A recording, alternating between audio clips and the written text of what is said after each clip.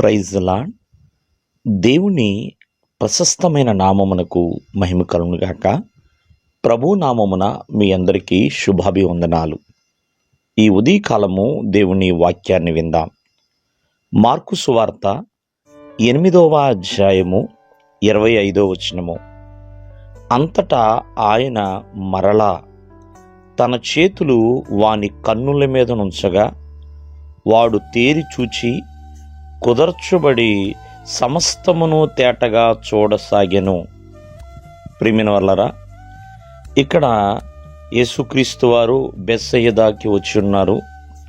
మరి బెత్సయిదా వారు కొందరు ఆయన యొద్దకు ఒక గుడ్డివాన్ని తీసుకుని వచ్చారు.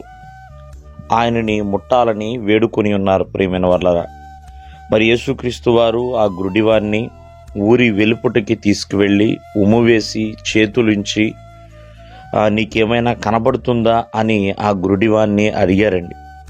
అడిగినప్పుడు, అయ్యా, నాకు మనుషులు కనబడుతున్నారు, కానీ వారు చెట్లు వలె నడుచుచున్నారు, అట్లా నడుచుచున్నట్లుగా నాకు కనపడుతున్నారు అని గురుడివారు యేసుక్రీస్తు వారితో సమాధానం చెప్పి ఉన్నారు. మరలా చేతులుంచి మరలా ప్రియమైన వాళ్ళరా తేరి చూచి సమస్తమును కూడా అతను తేటగా చూడసాగి ఉన్నాడు. అంటే రెండో మారు కూడా యేసుక్రీస్తు వారు అతన్ని బాగు చేసి ఉన్నాడు. అంటే మొట్టమొదటిసారి అతనికి స్వస్థత అనేది స్పష్టంగా రాలేదండి. మనుషులు చెట్లు వలె నడుస్తున్నట్టుగా తనకు కనపడుతున్నారు. రెండో మారు అతనికి స్వస్థత చాలా స్పష్టంగా వచ్చిందండి. ఇక్కడ ఒకసారి ఆలోచించేద్దాం. ఒక్కొక్కసారి అవసరం అయితే రెండో మారు కూడా దేవుడు మనల్ని తాకాల్సి వస్తుందండి.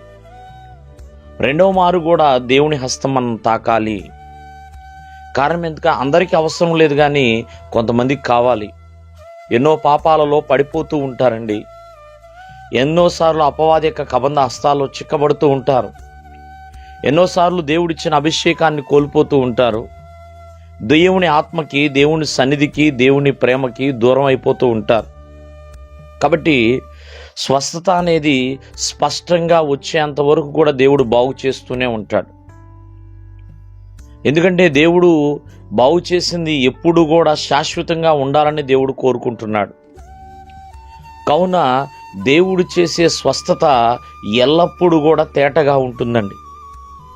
అక్కడ ఇతనికి ఒక ఆజ్ఞ కూడా పెడుతున్నాడు, నీవు ఊరిలోనికి వెళ్ళవద్దు. కారణం ఏంటంటే ప్రియమైన వాళ్ళరా, మళ్ళా ఎందుకు ఊరిలోకి వెళ్ళటం?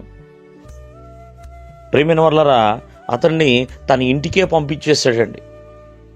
కావున ఈ ఉదయకాలమందు దేవుడు స్పష్టముగా నిన్ను స్వస్థపరచువాడు. దేవుడు మిమ్మల్ని ఆశీర్వదించునుగాక. ఆమేన్.